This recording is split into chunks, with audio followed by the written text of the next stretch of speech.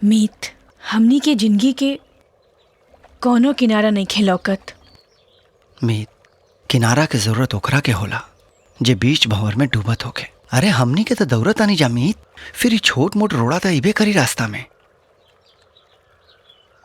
राघव जैसन रोड़ा के चुभन तो बर्दाश्त हो जाइत, बाकी अघोरी और सोमनाथ जैसन पहाड़ के ठोकर मारल मुश्किल बा। तका तू वो महतारी बाप के भुला जेबू जकरा करेजा के तू टुकड़ा बन गेल बड़ू।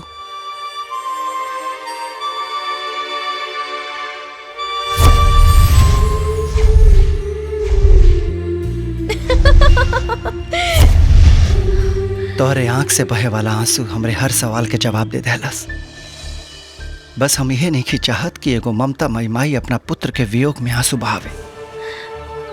यही मीत, अगर हमरे माई के अचरा हमरा ला कफन बने के तैयार हो जाओ ना, तो हम हर जन्म में अपना माई के बेटा बने ला तैयार बानी। शायद यह सच बा मीत, यही से देवी देवता भी मनुष्य के जन्म पावे खातिर तरसत रहेला।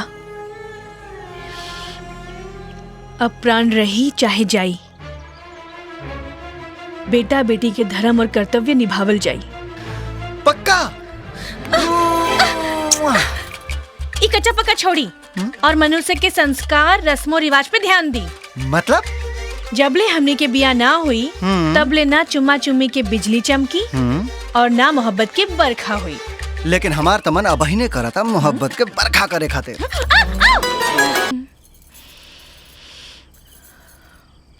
सुनतानी जी। हाँ जान, बोला। कहाँ बानी हमार मीत? जेल में बानी। हाँ, हे भगवान, ठीक तो बानी नू? तोहरा रहते कुछ हो सकेला का? ऐसन का हो गई कि जेल में पहुंच गई नी? वो है अर्जुन की करनी के सजा भोगतानी। हमार याद नहीं क्या आवत? अरे भुलैले कब बानी तोहरा के?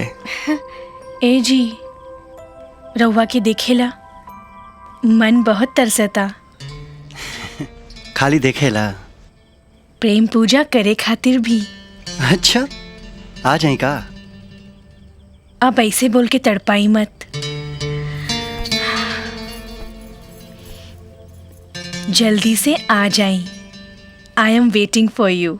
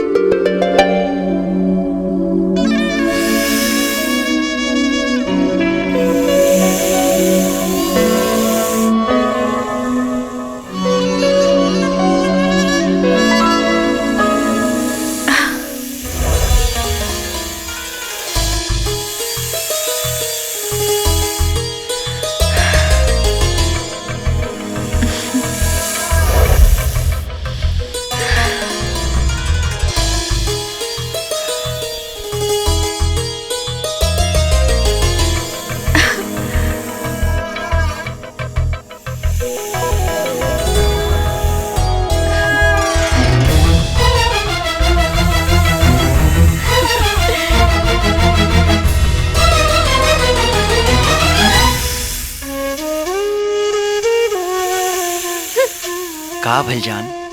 अरे बोला ना।